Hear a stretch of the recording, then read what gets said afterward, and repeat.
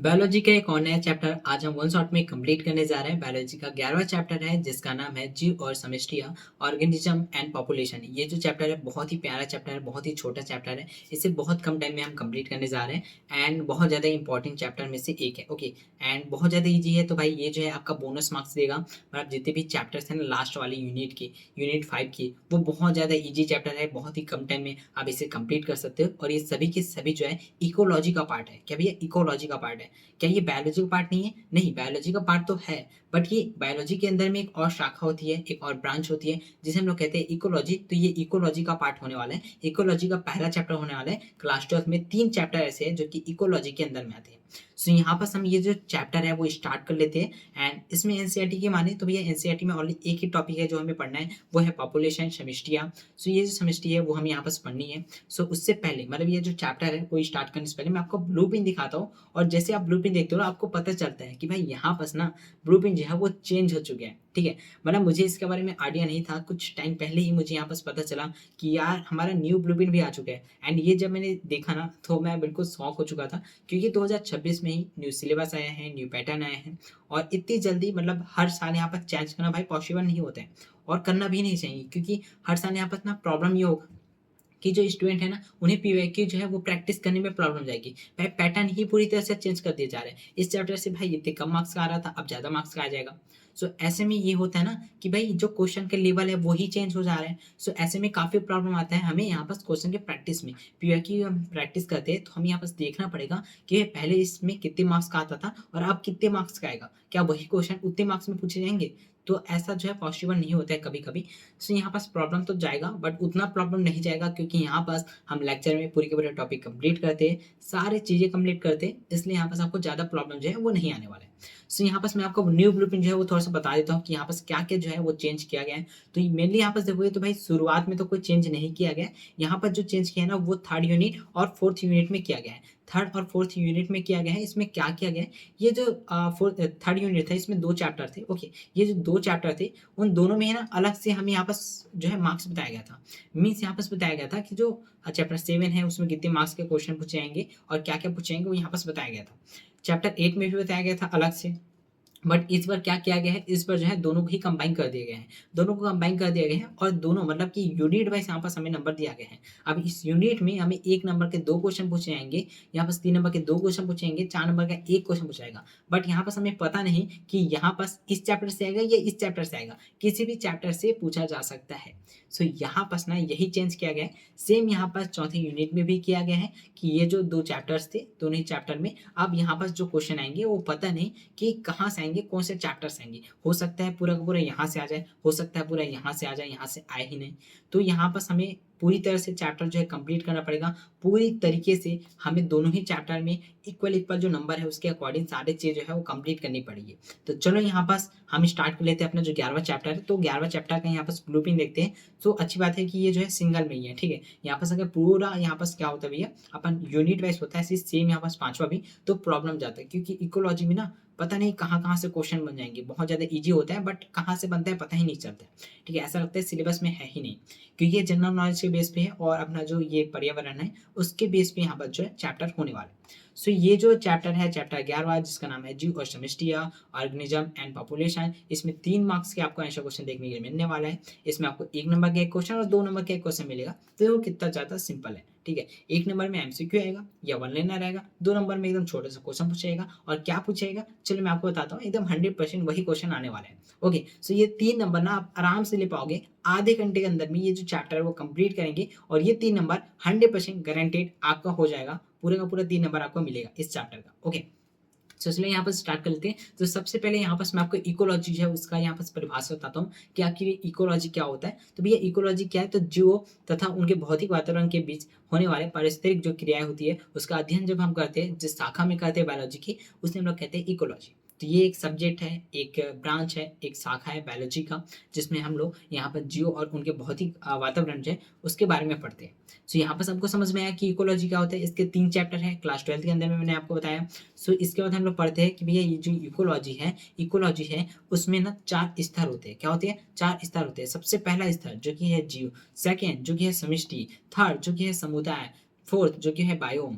तो भैया ये जीव, समष्टि, समुदाय, बायोम ये क्या होता है? तो हम सबसे पहले जीव की बात करते हैं। किसकी बात करते हैं? जीव की बात करते हैं। अब ये आपको पता ही होगा कि भैया जीव जो है उनमें हम भी आते हैं। क्या भैया? हम भी आते हैं। और क्या इस पूरी पृथ्वी में अकेले हम मात्र जीव हैं? तो नहीं, हमारे अलावा भैया काफी सारे जीव हैं। भैया पेड़ पौधे हैं, वो भी जीव में ही आ जाते हैं, जीव जंतु में। ठीक है। एंड पशु वगैरह देख लो भैया, घोड़े, बिल्ली, कुत्ते, हाथी, ये सभी जो है वो जीव होते हैं। राइट, ये सभी क्या होते हैं? जीव होते हैं।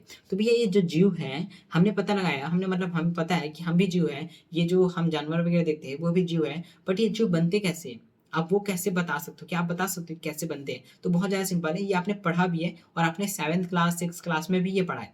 आपने क्या पढ़ा था? देखो मैं आपको बताऊँ, हम ये जानते हैं कि भई एक ऑर्गेनिज़्म है, एक जीव है, उसकी सबसे छोटी इकाई क्या होती है? तो वो होती है कोशिका। क्या होती है? सेल, कोशिका होती है, ठीक है? तो देखो यहाँ पास क्या भी है? सेल है। हमने क्या लिया? सेल लिया, मतलब कि कोशिका लिया, और बहुत सारे कोशिका जो है आपस में मिलते हैं, एक समूह बनाते हैं, और जो समूह बनाते हैं ना, उसे हम लोग क्या कहते हैं? टिश्यू कहते हैं। क्या कहते हैं भैया? टिश्यू कहते हैं, मीन्स ऊतक कहते हैं। क्या कहते हैं? ऊतक कहते हैं। अब ये जो ऊतक का समूह होता है, मतलब बहुत सारे ऊतक जो मिलेंगे, और ऊतक का जो समूह बनेगा वो क्या बनता है भैया? वो बनता है अंग। क्या बनता है भैया? वो बनता है अंग।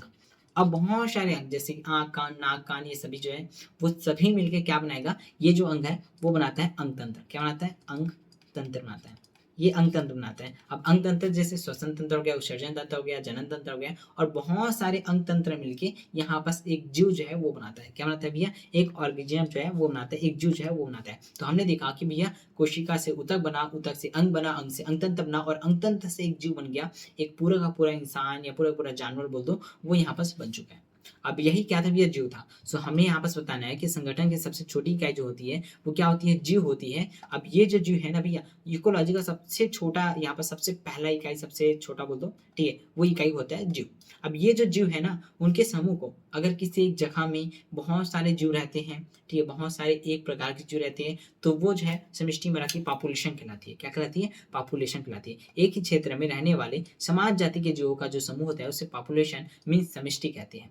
जैसे यहाँ पर हम ह्यूमन है, हम बहुत सारे ह्यूमन एक जगह में रहते हैं, तो ये पॉपुलेशन होती है। अगर एक जंगल ले लो भैया, एक जंगल में बहुत सारे पेड़ है, एक ही प्रकार के पेड़ है, जैसे नीम का पेड़ है, एक जंगल में नीम का पेड़ है और बहुत सारे नीम का पेड़ है, तो उसके लिए वो पॉपुलेशन कहलाएगा। राइट, वो पॉपुलेशन कहलाएगा। ऐसे ही यहाँ पर जो समष्टि है, पॉपुलेशन है, वो यहाँ पर कहलाती है। क्या कहलाती है? एक ही क्षेत्र में रहने वाले समान जातियों के जो जीव के समूह है, उन्हें हम लोग क्या कहते हैं? समष्टि पॉपुलेशन कहते हैं।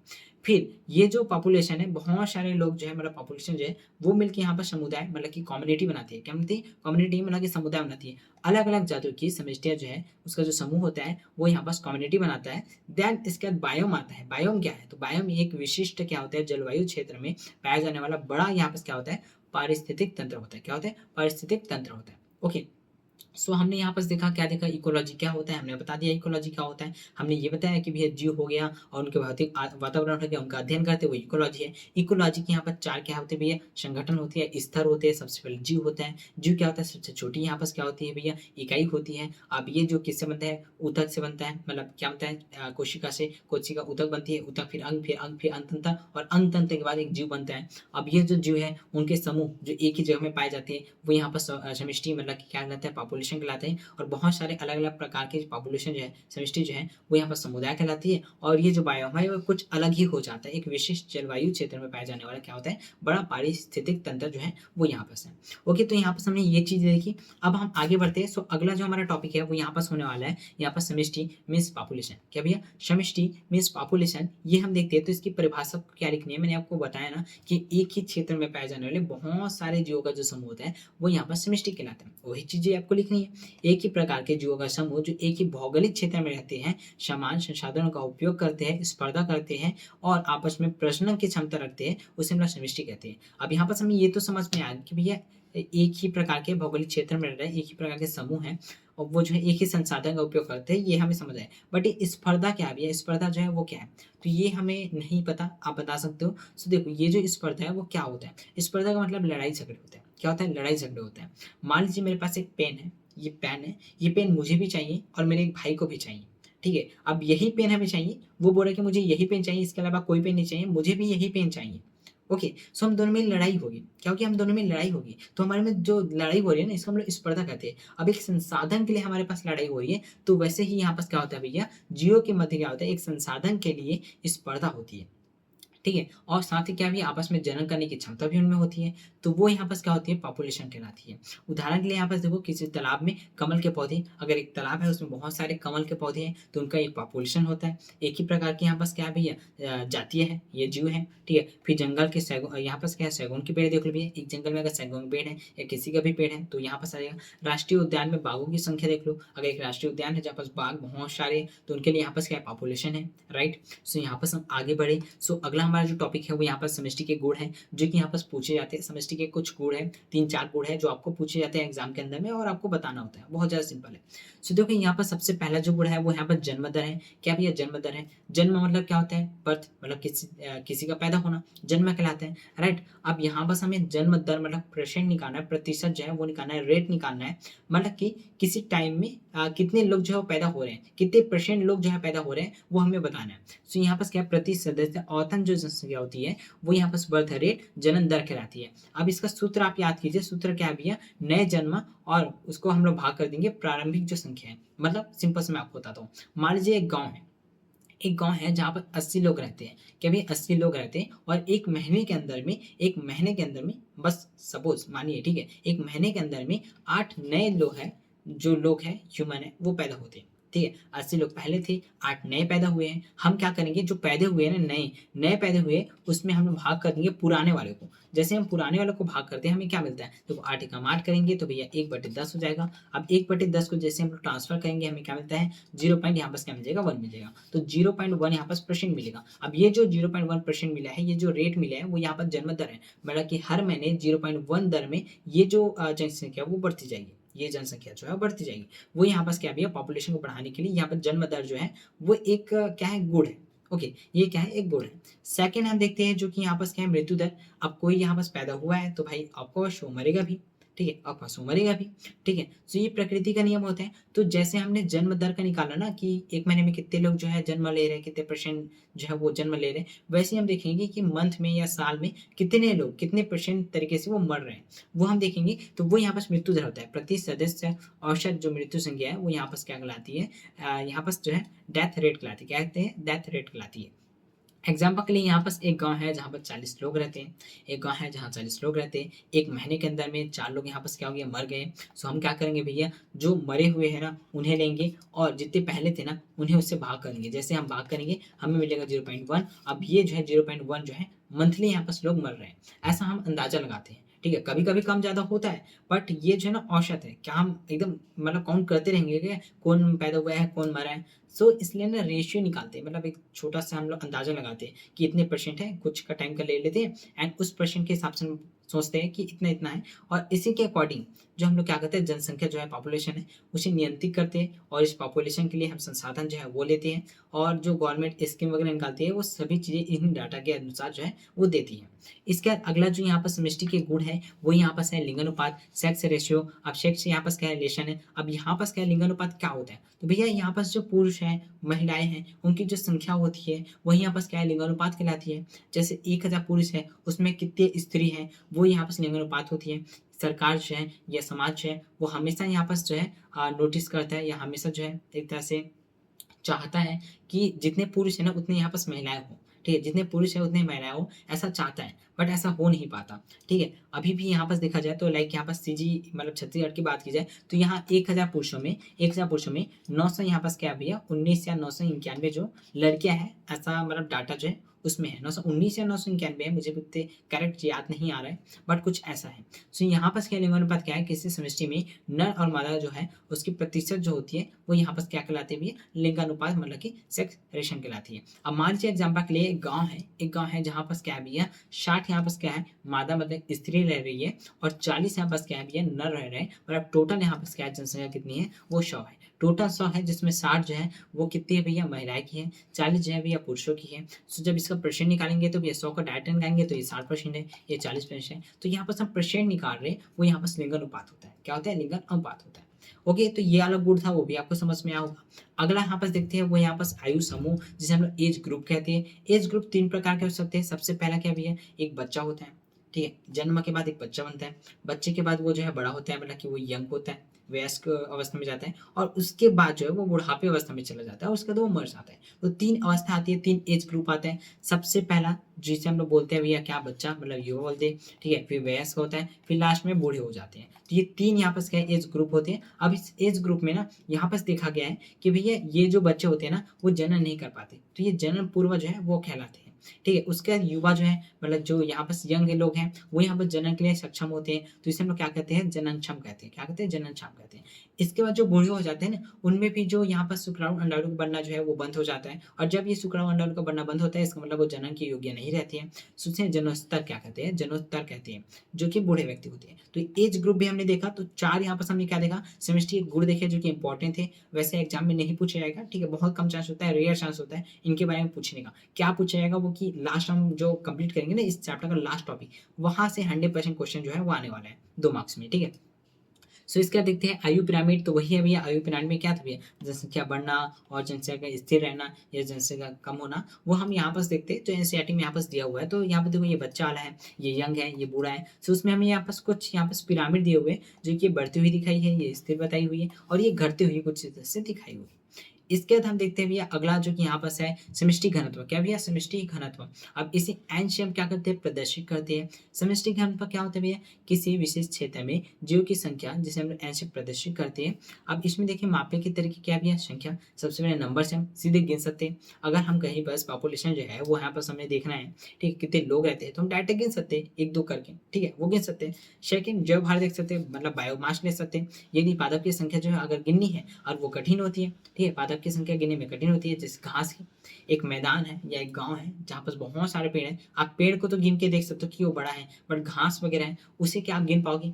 घास को तो नहीं गिन पाएंगे। तो हम क्या करते हैं यहाँ पर बायोमास लेते हैं। बायोमास मतलब क्या भैया? एक बहुत बड़ा यहाँ पर मैदान है, इसमें बहुत सारे घास है। अब इतने घास को हम नहीं गिन पाएंगे तो हम छोटा सा क्षेत्र लेते हैं। क्या करते हैं? एक छोटा सा क्षेत्र लेते हैं और यहाँ के घास को काउंट करते हैं और जितने क्षेत्र हमने किया है, मान लीजिए यहाँ पास कुछ 500 या कुछ है जमीन है, 500 एरिया वगैरह, और इसमें हमने यहाँ पर देखा कि 1000 घास है। तो हम मान के चलते हैं कि हर 500 में 1000 के आसपास घास होगा और कुछ इस तरह से बायोमास जो है वो हम निकालते हैं। ठीक है, वो क्या होता है? जैव भार होता है। फिर यहाँ पर देखते हैं सापेक्ष घनत्व। ठीक है, सापेक्ष घनत्व देखते हैं जो कि क्या भैया रिलेटिव यहाँ पर डेंसिटी होती है। ये प्रति यहाँ पर जाल पकड़ी हुई यहाँ पर मछलियाँ जो है वो यहाँ पर होती है।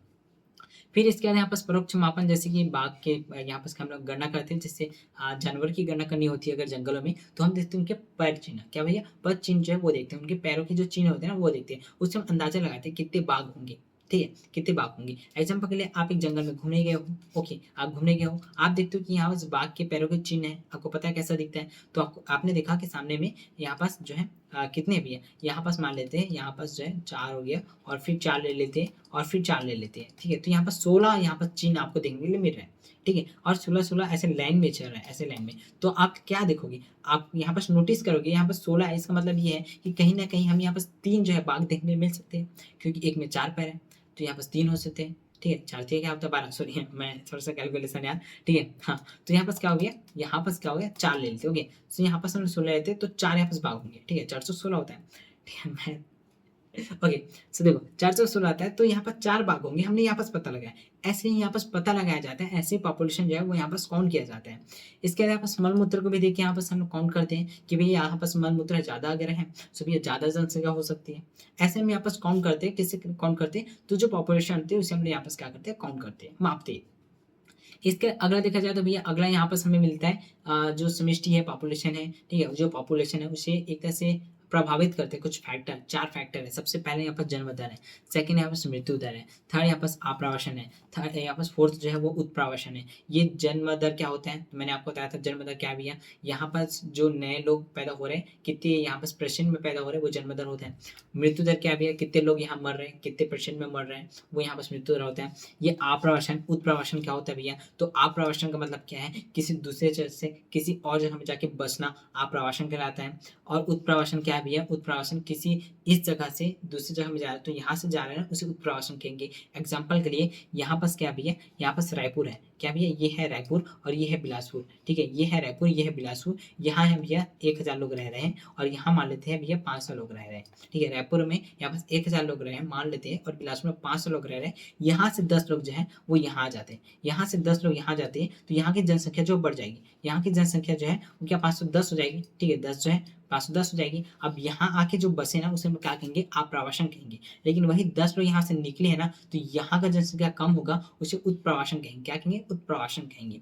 तो यहाँ पर आपको क्या समझ में आया, यहाँ पर समझ ये आ रहा है कि जब कोई जो है पैदा होता है तो क्या पॉपुलेशन बढ़ेगी नहीं, क्या पॉपुलेशन बढ़ेगी नहीं, ऑफकोर्स यहाँ पर पॉपुलेशन जो है वो बढ़ेगी, ठीक है, तो जनसंख्या जो है बढ़ेगी जब पैदा होते हैं तो। लेकिन जब लोग मरते हैं तो क्या यहाँ पर जनसंख्या कम होगी, तो यहाँ पर जनसंख्या कम होगी। वही सेम अगर कोई यहाँ पर नए जगह में आके बसेगा तो वहाँ की जनसंख्या बढ़ेगी कि नहीं, ऑफकोर्स बढ़ेगी। लेकिन वही पुराने जगह में उनकी जनसंख्या कम हो जाएगी। तो यहाँ पर क्या बताया जा रहा है, यहाँ पर बताया ये जा रहा है कि भैया जनसंख्या जो है, समष्टि जो है, मतलब पॉपुलेशन जो है, उसे यहाँ पर जो है इतना निर्भर करते हैं 4 फैक्टर। जैसे कि अगर कोई नया जो है मतलब जन्म दर अगर ज़्यादा होगा तो पॉपुलेशन बढ़ेगी, मृत्यु दर ज़्यादा होगा तो भैया पॉपुलेशन जो है वो घटेगी। यहाँ पर ऑपरेशन में यहाँ पर जनसंख्या बढ़ेगी और उत्प्रवासन में यहाँ पर जो है जनसंख्या कम होगी। तो ये 4 चीज़ आपको पता होनी चाहिए, किससे जनसंख्या जो बढ़ रही है, किससे कम हो रही है, किससे घट रही है, वो चीज़ आपको पता होनी चाहिए। इसके आगे देखते हैं यहाँ पर है समष्टि वृद्धि, जो कि यही था जन्म दर है, जिसे हम लोग बी से यहाँ पर डिनोट करते हैं। फिर ऑपरेशन जिसे आई से डिनोट करते हैं, मृत्यु दर को डी से और उत्प्रवासन ई से करते हैं। और उनका चिन्ह आप देखिए तो ये प्लस करता है, मतलब बढ़ाता है पॉपुलेशन को, ये भी पॉपुलेशन बढ़ाता है, ये दोनों ही जो है माइनस मतलब कि घटाते हैं पॉपुलेशन को। अब इनके बीच में संबंध करके एक हम सूत्र निकालते हैं जो एमसीक्यू में पूछा जा सकता है। तो भैया एन यहाँ पर क्या भैया t+1 लेते हैं, मतलब एक तरह से टोटल ले लेते हैं एन, तो यहाँ पर क्या होगा टी एन टी हो जाएगा। प्लस में हम क्या लेते हैं b+i ले लेते हैं, माइनस में d+e ले लेते हैं। तो ये दोनों ही जो है वो क्या कर रहे हैं, ये दोनों ही यहाँ पर जनसंख्या को बढ़ा रहे हैं, ये दोनों ही क्या कर रहे हैं, जनसंख्या को घटाने का काम कर रहे हैं। सो इसके बाद हम आगे देखते हैं। तो अगले यहाँ पर चरघातांकी यहाँ पर वृद्धि मॉडल है, जिसके बारे में आपको ज़्यादा नहीं जानना है, बस आपको ना ये जो है वो याद रखना है। सबसे पहले आपको क्या याद रखना है, जब संसाधन मतलब भोजन जो आवास है वो असीमित है, क्या भैया असीमित है, मतलब कि अनलिमिटेड है, क्या भैया अनलिमिटेड है, ठीक है, असीमित है, ठीक है, अनलिमिटेड हो, तब जो हम ग्राफ बनाते हैं, एक ग्राफ बनाते हैं किसमें, चरघातांकी वृद्धि मॉडल में ग्राफ बनाते हैं, तो वो जे आकार का बनता है। आपको ग्राफ आप यहाँ पर ध्यान नहीं देना है, आपको बस यहाँ पर नोटिस ये करना है, जब यहाँ पास हमारे पास जो संसाधन है वो अनलिमिटेड होता है तो जो ग्राफ बनता है वो यहाँ पर जे आकार का बनता है, बस ये आपको पता होना चाहिए। और ये फार्मूला आप देख लीजिए, ठीक है। इसके बाद जब यहाँ पर जो हमारा संसाधन है वो लिमिटेड है, ठीक है, अनलिमिटेड नहीं, अब लिमिटेड है मतलब कि सीमित है, तो जो यहाँ पर ग्राफ बनेगा वो एस आकार का बनेगा, जिसका आप यहाँ पर जो सूत्र है वो आप देख सकते हो। ओके, सो ये टॉपिक हमने कंप्लीट किया। इसके बाद आगे टॉपिक देखते हैं। सो अगला यहाँ पर जो टॉपिक है वो यहाँ पास क्या है, जीवन वृत्ति विविधता है, क्या भैया जीवन वृत्ति जो विविधता है वो हम देखते हैं। सो इसमें ज़्यादा कुछ नहीं है, बस ये जीवन में देखो यहाँ पास क्या भैया, सबसे पहले यहाँ पास देखते हैं, देखो जो अपने प्रजनन क्षमता जो है को अधिकतम जो है करने की कोशिश करते हैं। अब ऐसा क्यों भैया, ऐसा इसलिए क्योंकि भैया जितना ज़्यादा वो जनन करेंगे उतना ज़्यादा संतान पैदा होगा, और जितना ज़्यादा संतान होगा उतना ही उसका जो प्रजाति है वो इस दुनिया में टिका रहेगा, ठीक है। लाइक यहाँ पास देखा जाए तो मान लीजिए एक परिवार है, ठीक है, जहाँ पूरे बॉयज हैं, ठीक है, तो वो अगर शादी करते हैं तो उनके जो संतान है वो बढ़ेगा, ठीक है, वो जो संतान है मतलब उनका जो वंश है वो बढ़ेगा, राइट, उनका जो वंश है बढ़ेगा, बट वो शादी नहीं करेंगे, ठीक है, और जनन नहीं करेंगे, ठीक है, शादी नहीं करेंगे, जनन नहीं करेंगे, तो क्या उनका जो वंश है वो आगे बढ़ेगा, नहीं बढ़ेगा, उनका जो वंश है वो आगे नहीं बढ़ेगा, और वो जो वंश है वो पूरी तरह से खत्म हो जाएगा। इसलिए जितने भी जीव जंतु होते हैं, चाहे वो ह्यूमन हो या जानवर हो, वो सभी के सभी ये चीज़ें यहाँ पर सोचते हैं कि अपना जो वंश है वो आगे बढ़ाना है, इसलिए वो जो जनन है, अपनी जो जनन क्षमता है वो अधिक करने में लगे रहते हैं, ठीक है। सो यहाँ पर ना कुछ चीज़ें वो आपको याद रखनी है, कुछ इंपॉर्टेंट फैक्टर है। सबसे पहले जीवन में एक बार प्रजनन, तो भैया कुछ ऐसे यहाँ पर पेड़ पौधे या जीव जंतु होते हैं जो अपने पूरे लाइफ टाइम में, पूरे जीवन काल में एक ही बार प्रजनन करते हैं, ठीक है, एक ही बार प्रजनन करते हैं। तो ऐसे कौन कौन से हैं, तो सबसे पहला जो कि प्रशांत महासागर में पाया जाता है, एक सालमन नाम की मछली होती है जो अपने पूरे लाइफ टाइम में एक बार जन्म करती है, ठीक है, एक बार जन्म करती है और उसके बाद वो मर जाती है, उसके बाद जो है वो मर जाती है। फिर यहाँ पर दूसरा है वो बाँस है, मतलब बाम्बू का पेड़ है। यही नॉर्मल जो बाँस है आपने देखा होगा, बाम्बू का जो पेड़ होता है वो भी अपने जीवन काल में एक ही बार क्या करता है, जन्म करता है, मतलब 12 सालों में एक बार जो है वो जन्म करता है। 12 साल में नए जो पौधे हैं वो यहाँ पर डेवलप करते हैं, मतलब कि जन्म करते हैं 12 साल में। इसका अनेक बार प्रजनन जो है वो कौन करता है, तो पक्षी हो गया, स्तनधारी हो गया, वो अनेक बार जन्म करते हैं अपने लाइफ टाइम में, मतलब अपने जो जीवन काल है उसमें।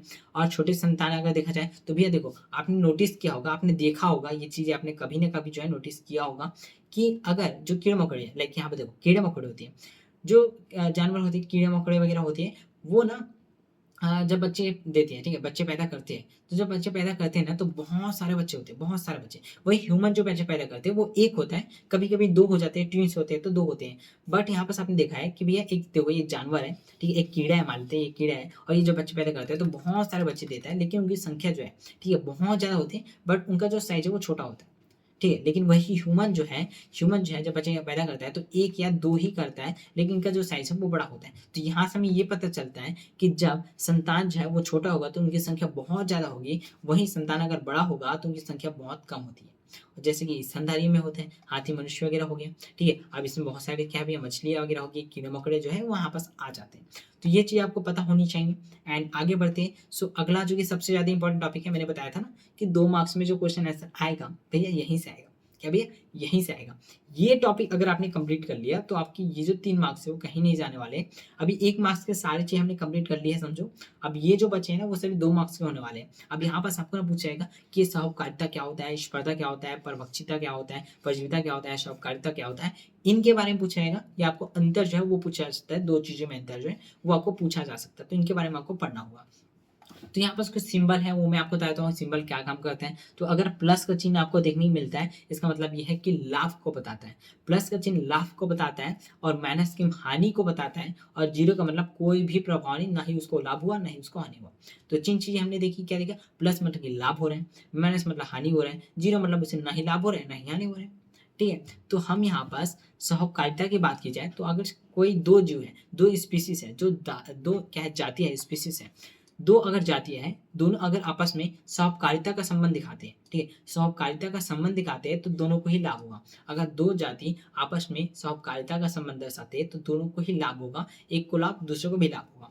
वहीं अगर 2 जातियाँ आपस में स्पर्धा दर्शाती हैं, मतलब आपस में लड़ाई-झगड़े करती हैं, तो क्या दोनों को लाभ होगा? नहीं होगा। लड़ाई-झगड़े से कभी भी किसी को लाभ नहीं होता है, ठीक है? तो दोनों को ही क्या होगा भैया, यहाँ पास हानि होगा। फिर परभक्षिता, अगर 2 स्पीशीज़ है, दोनों आपस में परभक्षिता का यहाँ पास क्या है, संबंध दर्शाती है, तो एक को तो लाभ होगा लेकिन दूसरे को हानि होगा। फिर यहाँ पास परजीविता की बात की जाए तो परजीविता में क्या होता है भैया, एक को यहाँ पास क्या होता है, लाभ होता है, दूसरे को हानि होता है। सहभोज्यता में भी क्या होता है, एक को प्लस होता है, एक को यहाँ पास कोई प्रभाव नहीं होता है। फिर यहाँ पास एक और है जिसमें एक को हानि होता है और एक को यहाँ पास कोई प्रभाव नहीं पड़ता है। तो ये आपको पता होनी चाहिए थे। अब चलो हम डिटेल में बात करते हैं, ये सहकारिता क्या होता है, स्पर्धा क्या होता है, परभक्षिता क्या होता है, परजीविता क्या होता है और सहकारिता जो है या सहभोज्यता जो है वो क्या होता है। सबसे पहले हम बात करते हैं यहाँ पर स्पर्धा, जिसे हम लोग कॉम्पिटिशन कहते हैं, लड़ाई झगड़े हो गया। तो देखो भैया इसमें क्या होता है, 2 निकट संबंधित जातियाँ जो समान संसाधन के लिए स्पर्धा करती है, वे अनंत समय तक साथ नहीं रह सकते, मतलब वो हमेशा जो है साथ नहीं रह सकते। दुर्बल जातियाँ जो है विलुप्त हो जाती है, ठीक है? दुर्बल जातियाँ विलुप्त हो जाती है। अब देखो भैया एक जंगल है, ठीक है? एक जंगल है, यहाँ शेर है, क्या भैया एक शेर है और यहाँ पास क्या है, खरगोश है, लोमड़ी है, बहुत सारे जानवर हैं। अब आप ध्यान से देखो, यहाँ पर जो है इसे खाना चाहिए, अब इसे भी खाना चाहिए। मान लीजिए इसका नज़र किसी मतलब खरगोश पे इसका नज़र है और यहाँ पास लोमड़ी है, उसका भी नज़र खरगोश में है, ठीक है? तो दोनों ही लड़ाई करेंगे, या तो शेर जीतेगा या तो लोमड़ी जीतेगी। बट इतिहास गवाह तो शेर ही जीतेगा भाई, ठीक है? तो यहाँ पर शेर जीतेगा तो ये जो लोमड़ी है वो खत्म हो जाएगी, तो ये क्या भी है, ये दुर्लभ जाति हो जाएगी, ये विलुप्त हो जाएगी, ये कमजोर जाति है तो ये विलुप्त हो जाएगी। तो ऐसे यहाँ पास क्या होती है, लड़ाई झगड़े होती है, संसाधन के लिए हो सकता है या कोई भी रीजन से लड़ाई झगड़े हो सकते हैं, कॉम्पिटिशन जो है वो हो सकता है। तो ये स्पर्धा होती है जिसमें दोनों को ही क्या होते हैं भैया, हानि होते हैं, जिसमें दोनों को ही हानि होगा। इसके देखो स्पर्धा से बचाव, यहाँ पर देखा जाए कैसे स्पर्धा से बचा जा सकता है। तो सबसे पहले संसाधन विभाजन कर लो भैया, संसाधन का विभाजन कर लो, ठीक है? भोजन वगैरह है उसका विभाजन कर लो, तो यहाँ पास स्पर्धा जो है वो क्या हो जाएगी, कम हो जाएगी। दूसरा यहाँ पास स्पर्धा मोशन का भैया, उत्तम जो जाति है उसे अगर हटा देते हैं तो कमजोर जाति है वो विकास कर पाएगी। यहाँ पास मैंने बोला एक जंगल है जहाँ शेर है, यहाँ पास लोमड़ी, खरगोश, बहुत सारे जीव जंतु है, अगर हम शेर को हटा देते हैं तो इससे डरने वाले जितने जीव है वो क्या एकदम खुल के नहीं जी पाएंगे, एकदम खुल के नहीं जी पाएंगे, तो एकदम खुल के जिएंगे और विकास करेंगे, जनन करेंगे, अपनी संख्या बढ़ाएंगे। कब बढ़ाएंगे, जब हम उत्तम जो जाति है उसे हटा देते हैं, ठीक है? तब तो ये 2 यहाँ पास क्या है भैया, टिप्स हैं, बचाने के उपाय हैं। इसके अगला देखा जाए तो यहाँ पास है परजीविता। ये परजीविता क्या होती है, तो परजीविता को यहाँ पास क्या होती है, परजीविता में परजीवी जो होता है उसे यहाँ पास लाभ होता है, लेकिन जो यहाँ पास होस्ट होता है उसे यहाँ पास क्या होता है भैया, हानि होता है। जैसे भैया हमारे शरीर में जुएँ होती है, क्या होती है, जू होती है। अब जो जू होते हैं वो हमारे से पोषण लेंगे, उससे लाभ हो रहा है, बट हमारे से पोषण जा रहा है, हमारा जो खून है वो जा रहा है तो हमें हानि हो रहा है। तो ये परजीविता का यहाँ एग्जाम्पल है। देखो बाह्य परजीविता और एक अंतः परजीविता होता है। बाह्य परजीविता मतलब क्या होता है भैया, जू वगैरह हो गया, जो कि बाहर में रह के हमसे क्या है भैया, पोषक ले रहे हैं और यहाँ पास हमारा हानि हो रहा है, इनका लाभ हो रहा है। सेकंड जो कि अंतः परजीवी है वो क्या होता है भैया, शरीर के अंदर में जैसे प्लाज्मोडियम हो गया, एस्केरिस हो गया, बहुत सारे यहाँ पर क्या होते हैं कृमि वगैरह होती है, तो वो यहाँ पर क्या है अंतः परजीवी के यहाँ पर एग्जाम्पल हो जाते हैं। फिर यहाँ पर क्या है अंड परजीवी भी होते हैं। अंड परजीवी का एग्जाम्पल है बहुत ज़्यादा एकदम इंटरेस्टिंग है। यहाँ पर क्या होता है ना, कोयल और कौवे जो है ना उनके बारे में बताया गया। देखो कोयल अपना जो अंडा है ना कौवे की घोंसले में डाल देता है। क्या भैया, कोयल जो है अपना जो अंडा है कौवे की घोंसले में डाल देता है, और इससे होता क्या है, कोयल जो है उससे लाभ होता है लेकिन कौवे को हानि होता है। कैसे हो रहा है भैया बताओ ना। देखो देखो इंटरेस्टिंग है बहुत ज़्यादा। देखो क्या होता है, जो कोयल होती है ना, कोयल जो है ना ट्राई करती है कि कौवे का जैसा अंडा होता है ना वैसा सेम अंडा जो है उसका भी हो। ठीक है, वैसा सेम अंडा उसका भी हो, ऐसा वो ट्राई करती है। और ट्राई करने का मतलब क्या है भैया, देखो मान लेते हैं ये यहाँ पास क्या है भैया, ये है कौवे का अंडा जो कि एकदम सिंपल है, ये सिंपल कौवे का अंडा है। तो भैया क्या होता है इवोल्यूशन में, अगर मान देखो यहाँ पास क्या है, ये कौवे का अंडा है, तो भैया कोयल का अंडा भी ऐसा ही दिखेगा, ऐसा ही सेम दिखेगा, एकदम डिट्टो दिखने की कोशिश करता है। ठीक है, वो बनाने की कोशिश करता है। अगर मान लेते हैं इवोल्यूशन में इसमें कोई यहाँ पर धब्बे आ गए, कुछ चीजें चेंजेस आ गए, तो ये जो कोयल है ना वो भी इवोल्यूशन करेगी, वो भी विकास करेगी और सेम ऐसा ही अंडा बनाने की कोशिश करेगी। क्यों बनाने की कोशिश करती है, ताकि अपना जो अंडा है वो कौवे के घोंसले में रख सके। और जैसे कौवे के घोंसले में रखेगी, अब यहाँ पास क्या भैया घोंसला है, जहाँ पास क्या भैया यहाँ पास कौवा है। ठीक है, कौवा का यहाँ पास अंडा है, और जो कौवा है वो क्या करेगा, इसे सेकेगा ताकि यहाँ से जो बच्चे हैं वो निकल सके। तो जो कोयल होती है ना अपना अंडा भी यहाँ रख देती है। ठीक है, अपना अंडा भी यहाँ रख देती है। अब कौवा जो है वो कंफ्यूज जाता है, उसे लगता है उसका ही अंडा है, और उसे भी जो है गर्मी देना स्टार्ट कर लेता है। और जैसे उसे गर्मी देता है तो भैया उसकी जो मतलब गर्मी दे रही है तो उसे एक तरह से नुकसान हो रहा है, उसे एनर्जी जो है वो ज़्यादा लानी पड़ी है। बट वहीं जो कोयल है भैया वो एकदम शांति से, उसे कोई टेंशन नहीं है, बच्चा पैदा होगा हम ला लेंगे वापस। ठीक है, अभी तो उसे काम करने दो, ऐसा ये करता है। तो इसमें जो है कोयल को फायदा हो रहा है, लेकिन जो कौवा होता है ना उसे यहाँ पर नुकसान हो रहा है। ओके, सो ये परजीविता जो है उसका यहाँ पर एग्जाम्पल है। इसके अगला देखा जाए वो यहाँ पर स्वभोजिता और स्वकारिता। तो स्वभोजिता की बात की जाए तो एक को यहाँ पर क्या होता है भैया, यहाँ पर क्या लाभ होता है, दूसरे को यहाँ पर कोई प्रभाव नहीं पड़ता है। जैसे आम के पेड़ में यहाँ पर हुआ आर्किड।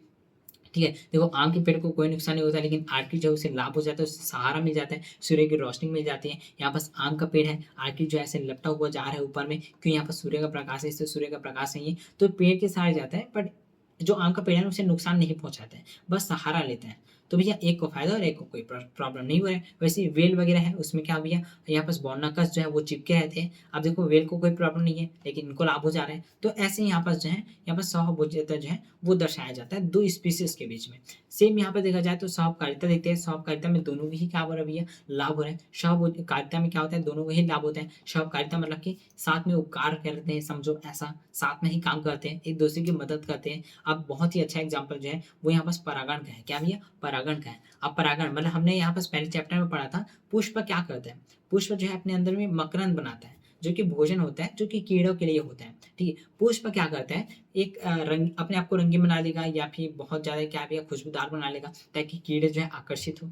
ठीक है, कीड़े जो है आकर्षित हो, और जैसे वो आकर्षित होते हैं कीड़े जो है पुष्प में बढ़ते हैं तो वहाँ का जो परागण है वो उनके पैरों में चिपक जाता है, और जैसे वो दूसरे पुष्प में जाते हैं वो परागण दूसरे पुष्प में गिर जाते हैं और उनका जनन हो जाता है, और जनन से नए पुष्प जो है वो बन जाते हैं। तो यहाँ पर देखोगे तो पुष्प का लाभ हो जाता है, पुष्प का लाभ हो जाता है भैया, वो जनन कर लेते हैं, उसके जो नए नए पुष्प जो है वो बन जाते हैं। कीड़ों को भी लाभ होता है, उन्हें खाने के लिए यहाँ पास मकरंद मिल जाता है। ठीक है, या कुछ और लाभ हो जाता है, तो दोनों को यहाँ पास लाभ हो जाता है। वैसे यहाँ पास माइकोराइजा भी होता है, लाइकेन भी होता है। लाइकेन देखो कवक हो गया और शैवाल हो गया। अब दोनों में ही क्या होता है भैया, दोनों ही अगर यहाँ पास क्या है सहकारिता का संबंध दर्शाते हैं तो दोनों को लाभ होगा।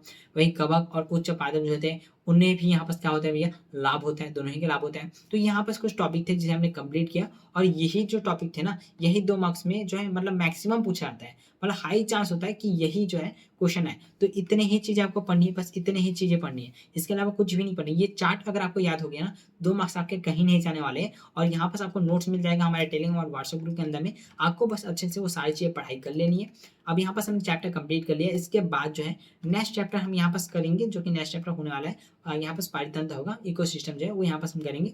देन फिर ये वाला चैप्टर करेंगे, और उसके बाद ये दो चैप्टर हमने छोड़ा हुआ था 4th यूनिट वो हम स्टार्ट करेंगे। देन ये जो बायोलॉजी उसे हम लोग कंप्लीट कर देंगे, एंड कर देंगे। ओके, सो मिलते हैं नेक्स्ट वीडियो में नेक्स्ट लेक्चर के साथ, तब तक के लिए बाय बाय, सब्सक्राइब करते रहो।